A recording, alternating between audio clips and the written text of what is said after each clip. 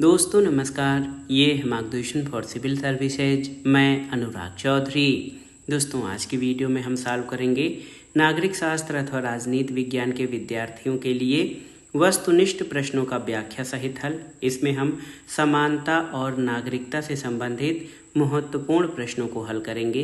प्रश्नों को सॉल्व करते समय हम उनकी व्याख्या भी करते चलेंगे ताकि आप उनको आसानी से समझ सकें और कुछ अन्य तथ्यों को भी जान सकें जो परीक्षाओं की दृष्टि से उपयोगी हैं। ये वीडियो विशेष रूप से TGT, PGT, ELT grade, government inter college प्रवक्ता, असिस्टेंट प्रोफेसर, बिहार अध्यापक भर्ती परीक्षा, राजस्थान भर्ती बोर्ड द्वारा आयोजित परीक्षाएं तथा नेट जेआरएफ राजनीति विज्ञान के लिए बहुत ही उपयोगी है। तो आइए शुरू करते हैं राजनीति विज्ञान के अंतर्गत समानता यानी इक्वालिटी और नागरिकता यानी सिटीजनशिप से संबंधित महत्वपूर्ण प्रश्नों को। सबसे पहले इसमें हम समानता से संबंधित महत्वपूर्ण प्रश्नों को सॉल्व करेंगे।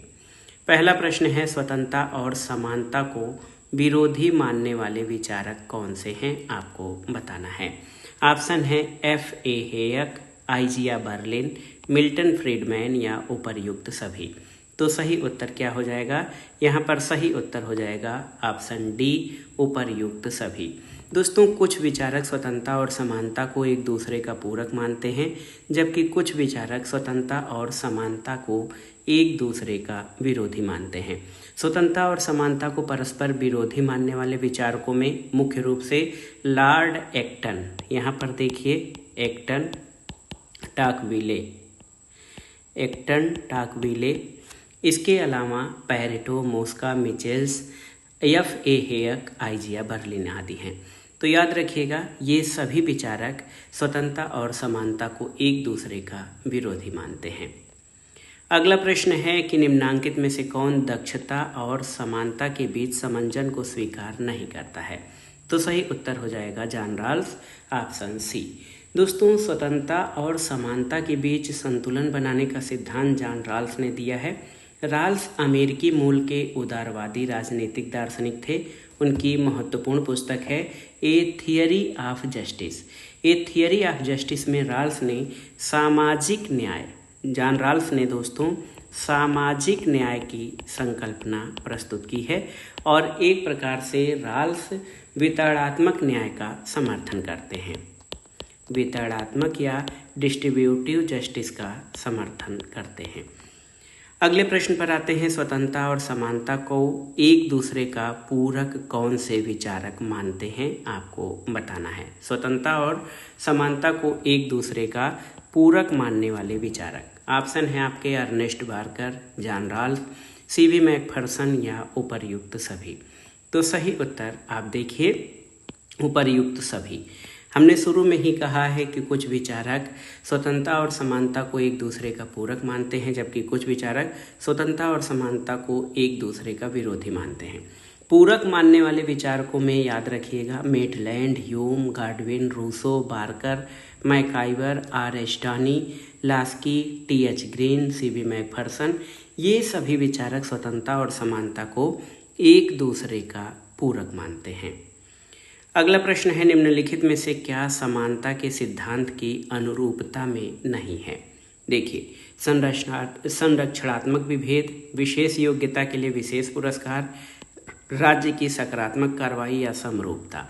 तो समानता के सिद्धांत की अनुरूपता में समरूपता नहीं है। ऑप्शन डी आपका सही उत्तर है। अगर आपसे कहा जाए कि समानता क्या नहीं है, तो समानता का विचार जो है विशेषाधिकारों के विरुद्ध है। लोकतंत्र के लिए विशेषाधिकारों को खत्म करने की बात की जाती है और समानता पर आधारित समाज के निर्माण जरूरी होता है। समाज में धर्म, जाति या जन्म के आधार पर व्यक्तियों के विशेषाधिकार हों तो उस समाज में वास्तविक समानता प्राप्त कर पाना संभव नहीं है। इसके अलावा आपको ये जानना जरूरी है कि समानता में क्या चीज़ें नहीं हैं। तो सभी प्रश्न या सभी प्रकार की विषमता का अंत नहीं और तार्किक विषमता भी नहीं। प्रत्येक परिस्थिति में प्रत्येक मानव के साथ समान व्यवहार करना समानता नहीं है और योग्य व्यक्तियों का सम्मान न करना समानता नहीं है। समानता का अर्थ समरूपता नहीं है, यानी समरूप कर देना भी समानता के अंतर्गत शामिल नहीं है। एक और महत्वपूर्ण प्रश्न है, आप देखिए ये कथन किसका है कि स्वतंत्रता और समानता साथ साथ नहीं रह सकते, ये किससे संबंधित है? ऑप्शन है डायसी, लॉर्ड एक्टन, बर्लिन और ड्वार्किन। तो ये कथन किसका है कि स्वतंत्रता और समानता साथ साथ नहीं रह सकते? तो सही उत्तर क्या हो जाएगा? ये कथन कि स्वतंत्रता और समानता साथ साथ नहीं रह सकते, ये लॉर्ड एक्टन का है। एक्टन जो है स्वतंत्रता और समानता को एक दूसरे का विरोधी मानते हैं और इनका प्रसिद्ध कथन है कि स्वतंत्रता के प्रति आग्रह ने समानता के प्रति आग्रह ने स्वतंत्रता की आशा को व्यर्थ कर दिया है।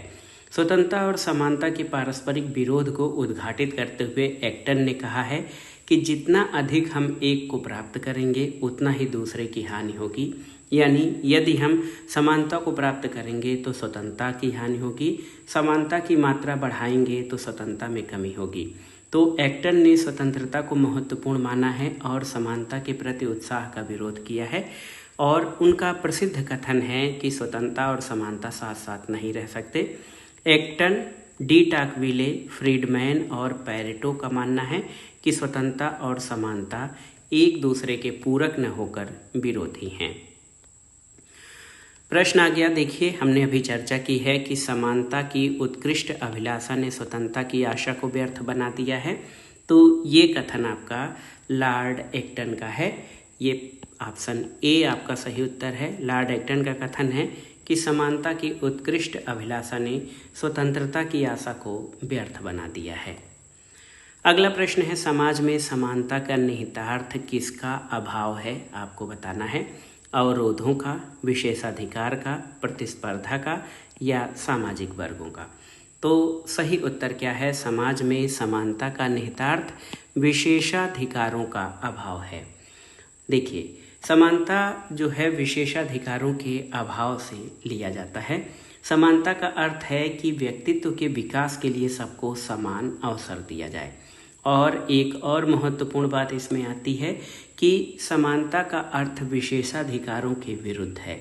और आज का दौर लोकतंत्र का युग है, इसमें सभी को जो है समानता आधारित समाज के निर्माण जरूरी है और इसमें व्यक्तियों को विशेषाधिकार प्राप्त हों तो उस समाज में वास्तविक समानता प्राप्त कर पाना संभव नहीं है।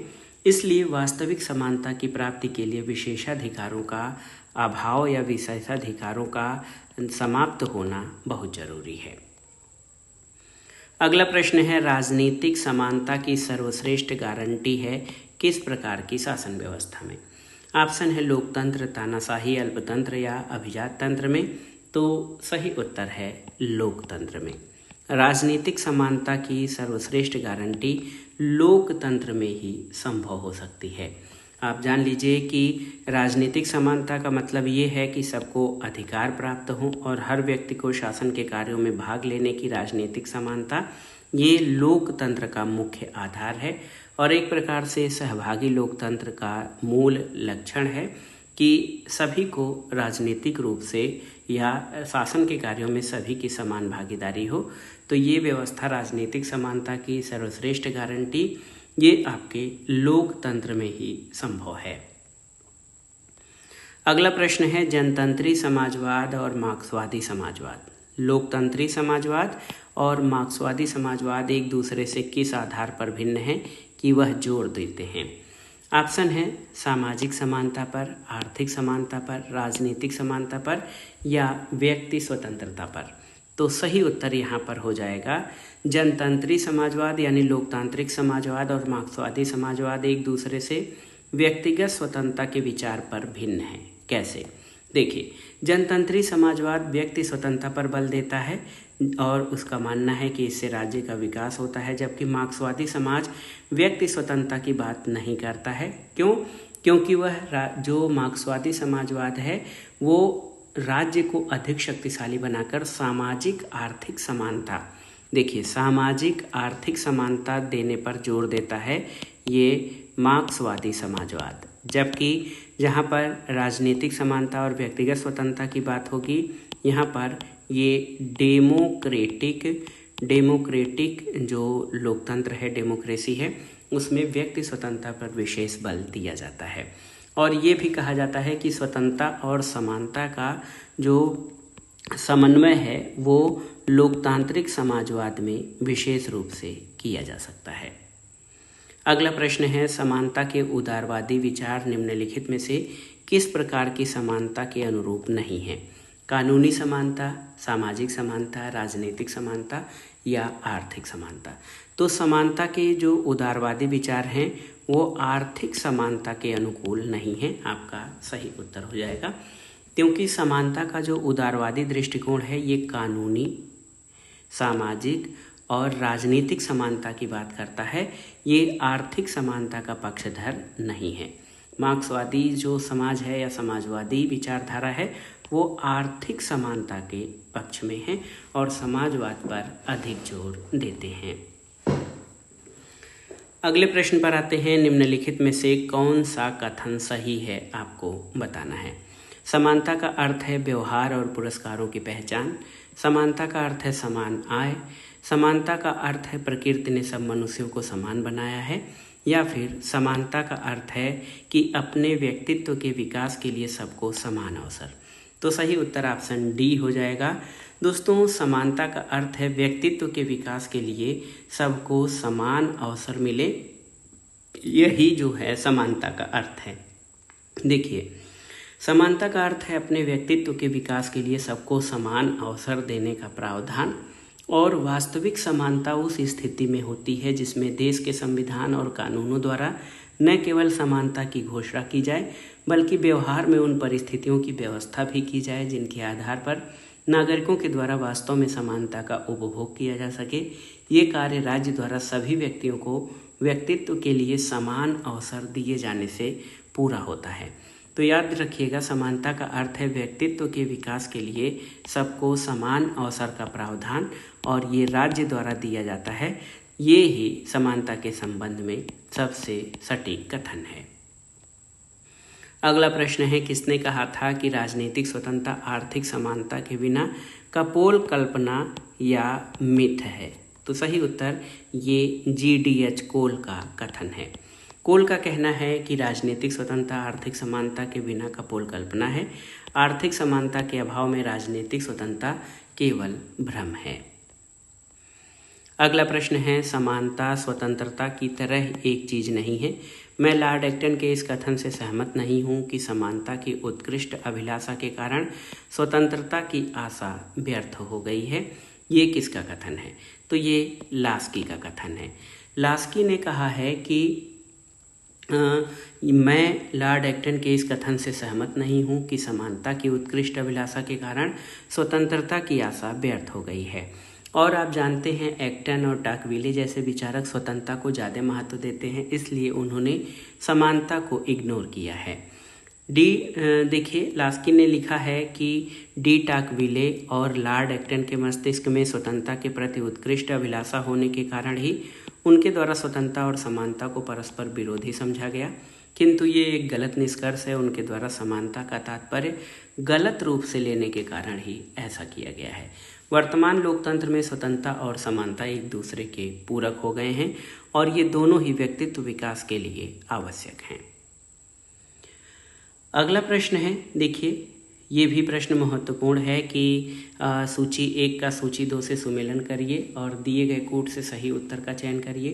तो यहाँ पर मिलान करना है। राजनीतिक समानता ये एक व्यक्ति एक मत से संबंधित है। सामाजिक समानता का अर्थ भेदभाव के अंत से लिया जाता है। आर्थिक समानता यानी शोषण का अंत, और कानूनी समता कानून के समक्ष समानता। 3, 4, 2 और 1, ये ऑप्शन बी आपका सही उत्तर हो जाएगा। अगले प्रश्न पर आते हैं दोस्तों। समानता के प्रति आग्रह ने स्वतंत्रता की आशा को व्यर्थ बना दिया है। ये कथन किसका है? तो सही उत्तर ये कथन लॉर्ड एक्टन का है। ये कथन याद रखिएगा कि समानता के प्रति आग्रह ने स्वतंत्रता की आशा को व्यर्थ बना दिया है। ये लॉर्ड एक्टन का कथन है। एक्टन का कहना है कि जितना हम एक को प्राप्त करेंगे दूसरे की मात्रा में उतनी ही हानि होगी। इसी आधार पर उन्होंने स्वतंत्रता और समानता को एक दूसरे का विरोधी भी कहा है। अगला प्रश्न है, देखिए, समानता का अर्थ है कि सभी व्यक्तियों के लिए पर्याप्त अवसर प्राप्त होना चाहिए। ये कथन किसका है? तो ये कथन हेराल्ड जोसेफ लास्की का है। लास्की का कहना है कि समानता का अर्थ है कि सभी व्यक्तियों के लिए पर्याप्त अवसर प्राप्त होने चाहिए। और आप जानते हैं कि लास्की ने स्वतंत्रता और समानता को एक ही सिक्के के दो पहलू के रूप में दोनों को एक दूसरे का पूरक माना है। याद रखिएगा, लास्की स्वतंत्रता और समानता को एक दूसरे का पूरक मानते हैं और एक के अभाव में जो है दूसरे की कल्पना नहीं की जा सकती।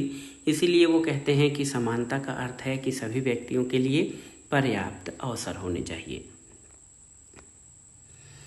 अगला प्रश्न है कि राजनीतिक समानता कभी भी यथार्थ नहीं बन सकती जब तक कि उसे वास्तविक आर्थिक समानता का साथ न हो। ये कथन किसका है? तो ये भी लास्की का कथन है। राजनीतिक समानता कभी भी यथार्थ या वास्तविक नहीं हो सकती जब तक कि उसे वास्तविक आर्थिक समानता का साथ न हो। ये लास्की का कथन है। कोल का भी कहना है कि आर्थिक समानता के अभाव में राजनीतिक स्वतंत्रता केवल कोरी कल्पना या कपोल कल्पना है।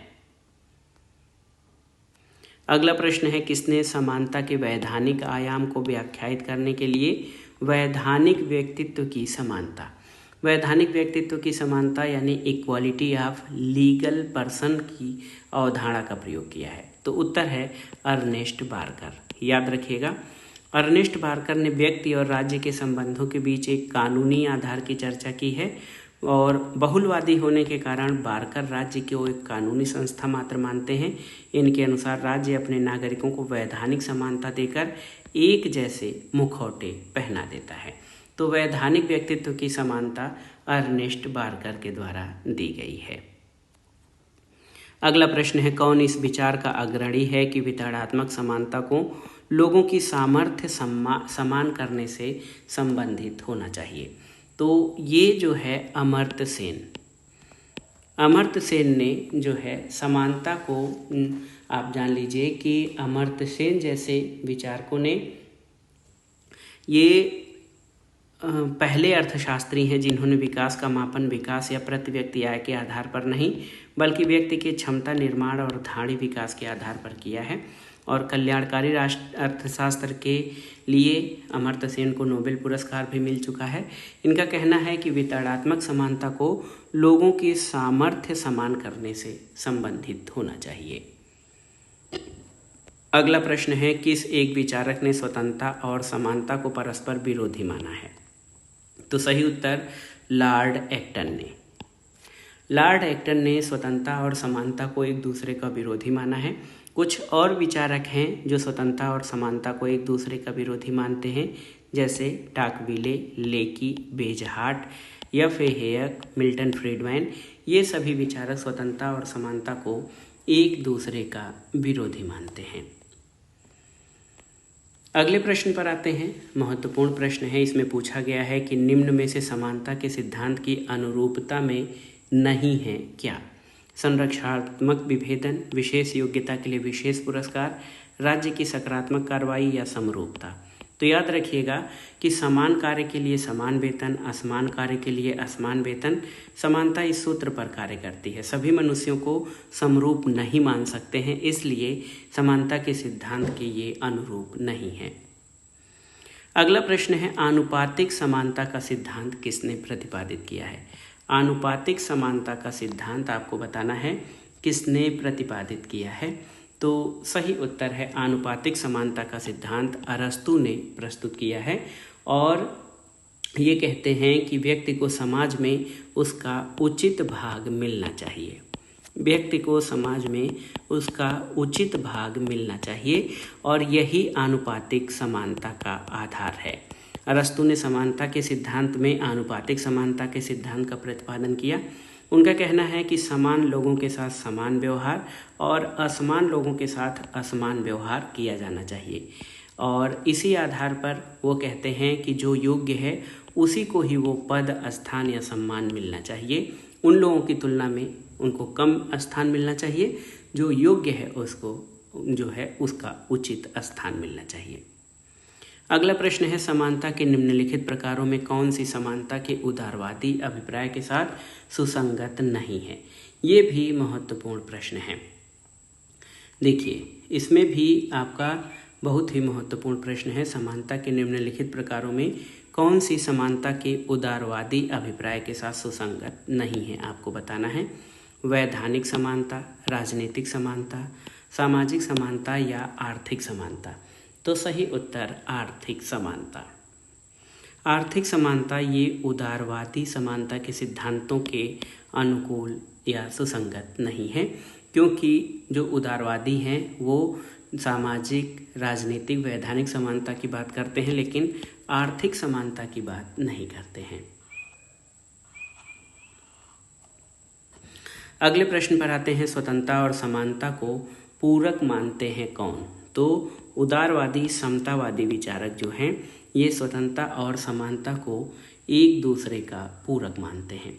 देखिए, स्वतंत्रता और समानता एक दूसरे के पूरक हैं, ऐसा मानना है Laski, Green, MacIver, Barker, Bosanquet, Hobhouse, Lindsay ये सकारात्मक स्वतंत्रता के समर्थक माने जाते हैं। सकारात्मक स्वतंत्रता के समर्थक ये स्वतंत्रता को एक सकारात्मक वस्तु भी मानते हैं, और जो विचारक हैं जैसे T H. Green, Macpherson, R H. Tawney, J H. Laski, ये सभी विचारक स्वतंत्रता और समानता को एक दूसरे का पूरक मानते हैं। साथ ही साथ ह्यूम, बार्कर, रूसो भी स्वतंत्रता और समानता को एक दूसरे का पूरक मानने वाले विचारक हैं। अब आगे आइए, अगला प्रश्न देखते हैं। ये है, सूची 1 का सूची 2 से सुमेलन कराइए। राजनीतिक समानता का मतलब एक व्यक्ति एक वोट से है। सामाजिक समानता भेदभाव का अंत। आर्थिक समानता शोषण का अभाव। और कानूनी समानता न्याय के समक्ष समानता से संबंधित है। अगले प्रश्न पे, निम्नलिखित समानता को स्वतंत्रता के लिए अनिवार्य मानता है। समानता को स्वतंत्रता के लिए अनिवार्य कौन मानता है, आपको बताना है। ऑप्शन है अरस्तु, एक्टन, टाकविल या पोलार्ड। तो सही उत्तर पोलार्ड हो जाएगा। पोलार्ड का कहना है कि स्वतंत्रता की समस्या का एकमात्र हल ये है कि वो समानता में निहित है। स्वतंत्रता की समस्या का एकमात्र हल ये है कि वह समानता में निहित है।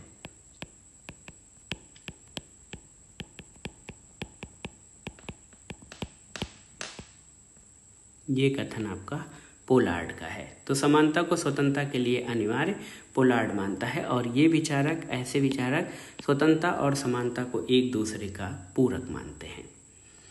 अगला प्रश्न है, समानता की लालसा ने स्वतंत्रता की लालसा या आशा को व्यर्थ कर दिया है। तो ये कथन एक्टन का है। एक्टन का कहना है कि ये दोनों एक दूसरे के पूरक न होकर एक दूसरे के विरोधी हैं। यदि हम समानता की मात्रा बढ़ाएंगे तो स्वतंत्रता नष्ट होगी, और स्वतंत्रता की मात्रा बढ़ाने पर समानता नष्ट होगी। अगला प्रश्न है, हमें धीरे धीरे कल्याणकारी राज्य से कल्याणकारी विश्व की ओर बढ़ना चाहिए। तो ये कथन ऐसे विचारकों का है जो संपूर्ण विश्व को अपना परिवार मानते हैं और राज्य को कल्याण का, व्यक्ति के कल्याण का साधन मानते हैं। तो इसमें ये कथन गुन्नार मेडल का है, जो कहते हैं कि हमें धीरे धीरे कल्याणकारी राज्य से कल्याणकारी विश्व की ओर बढ़ना चाहिए। अगले प्रश्न पर आते हैं। अगला प्रश्न बहुत ही महत्वपूर्ण है। इसमें आप देखिए, धर्मनिरपेक्षता के बारे में पूछा गया है। धर्मनिरपेक्षता के संबंध में यूरोपीय मॉडल में क्या शामिल है, आपको बताना है। राज्य धार्मिक मामलों में हस्तक्षेप कर सकता है? नहीं। धार्मिक मामलों में राज्य का हस्तक्षेप नागरिकों की आज़ादी और समानता से सुसंगत होना चाहिए? नहीं। राज्य तार्किकता के आधार पर धार्मिक कानून बना सकता है? नहीं। राज्य धार्मिक मामलों में तटस्थ रहता है? बिल्कुल सही। तो जो धर्मनिरपेक्षता का यूरोपीय मॉडल है, ये USA, UK आदि में चलता है। इसमें राज्य और धर्म का पूर्ण पृथक्करण चलता है। राज्य और धर्म का पूर्ण पृथक्करण, यानी राज्य और धर्म एक दूसरे से पूरी तरह पृथक होते हैं। न धार्मिक संस्थाओं को मदद, न सरकार द्वारा धार्मिक गतिविधियों में हस्तक्षेप किया जाता है। ये धर्म भी राज्य सत्ता के मामलों में हस्तक्षेप नहीं करता है। अगले प्रश्न पर आते हैं। नागरिक समाज के साहचर्यों को नागरिकता के सिद्धांत के अनुसार सुधारने की जरूरत हो सकती है। माइकल वाल्जर अपने इस नज़रिए को क्या कहता है? तो सही उत्तर है, वाल्जर इस नज़रिए को आलोचनात्मक साहचर्यवाद कहता है। ऑप्शन ए आपका सही उत्तर है। अगले प्रश्न पर आते हैं। पूछा गया है कि भारत में नागरिकता की कोई अवधारणा नहीं है, बहुल नागरिकता की अवधारणा है, नागरिकता अनिवार्य नहीं है या एकल नागरिकता है। तो सही उत्तर है, भारत में एकल नागरिकता का प्रावधान है। यहाँ राज्यों की अलग और केंद्र की अलग अलग नागरिकता नहीं है, बल्कि यहाँ एकल नागरिकता का प्रावधान किया गया है। अगला प्रश्न है, निम्नलिखित कथनों पर विचार कीजिए। देखिए, पहला कथन है पंथ निरपेक्षता नास्तिकता का पर्याय नहीं है, बिल्कुल सही है। और दूसरा है पंथ निरपेक्षता सांस्कृतिक बहुलवाद की स्वीकृति है, बिल्कुल सही है। तो सही उत्तर 1 और 2 दोनों सही हैं। ऑप्शन सी आपका सही उत्तर हो जाएगा। अभी अभी हमने पढ़ा है, तो भारत के संदर्भ में क्या सही है? भारत के संदर्भ में ये है कि यहाँ पर एकल नागरिकता का प्रावधान किया गया है। अगला प्रश्न है, देखिए, टी.एच. मार्शल का नागरिकता का सिद्धांत, टी.एच. मार्शल का नागरिकता का सिद्धांत किसके अध्ययन से लिया गया है? ग्रेट ब्रिटेन, विकासशील विश्व, यूएसए या पश्चिमी यूरोप? तो सही उत्तर है, जो टी.एच. ग्रीन का नागरिकता का सिद्धांत है, ये ग्रेट ब्रिटेन के अध्ययन से लिया गया है और इनकी बुक है सिटीजनशिप एंड सोशल क्लास। और ये नागरिकता का उदारवादी सिद्धांत या विकासात्मक सिद्धांत का प्रतिपादन करते हैं और ये ग्रेट ब्रिटेन के अध्ययन से लिया गया है।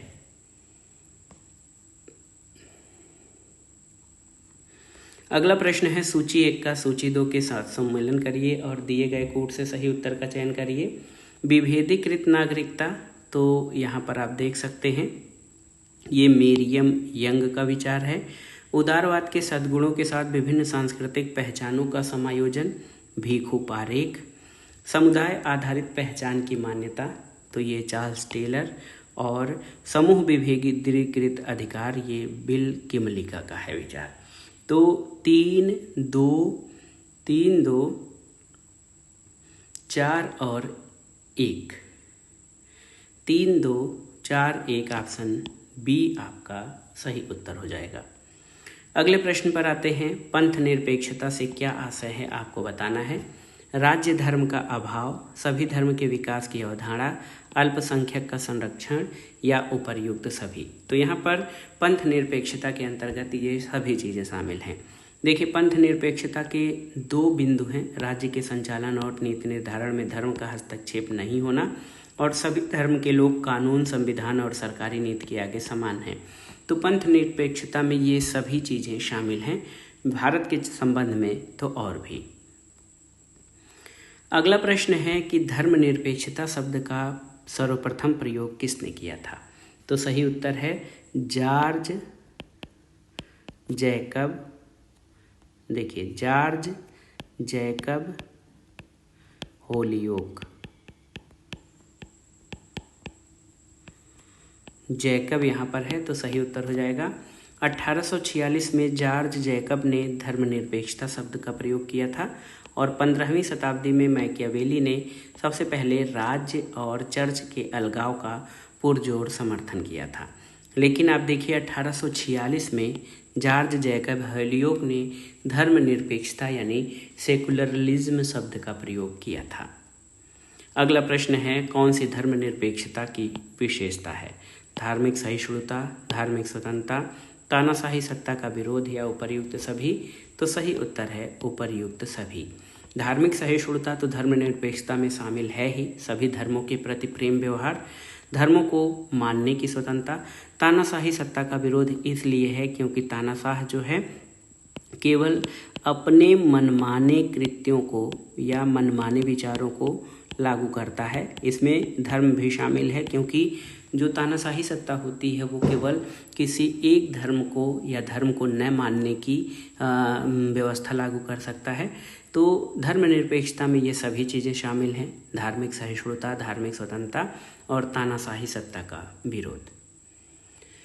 अगला प्रश्न है कि भारतीय संविधान की प्रस्तावना में पंथ निरपेक्षता शब्द कब जोड़ा गया था? तो सही उत्तर 1976 में 42वें संविधान संशोधन, 42वें कॉन्स्टिट्यूशनल अमेंडमेंट के अंतर्गत जो है 1976 के द्वारा पंथ निरपेक्षता शब्द जोड़ा गया था। समाजवादी, पंथ निरपेक्ष और अखंडता शब्द ये 1976 में 42वें संविधान शब्द के संशोधन के द्वारा जोड़े गए थे। अगला प्रश्न और आज की वीडियो का आखिरी प्रश्न है, यहाँ पर देखिए, भारतीय संविधान में पंथ निरपेक्षता का प्रावधान कहाँ किया गया है? अनुच्छेद 15 और 16 में, अनुच्छेद 25 से 28 में, अनुच्छेद 29, 2 और 30(1) में या उपर्युक्त सभी में? तो सही उत्तर उपर्युक्त सभी में। कैसे? देखिए, एक तो प्रस्तावना में जो है पंथ निरपेक्षता का प्रावधान किया गया है। कैसे?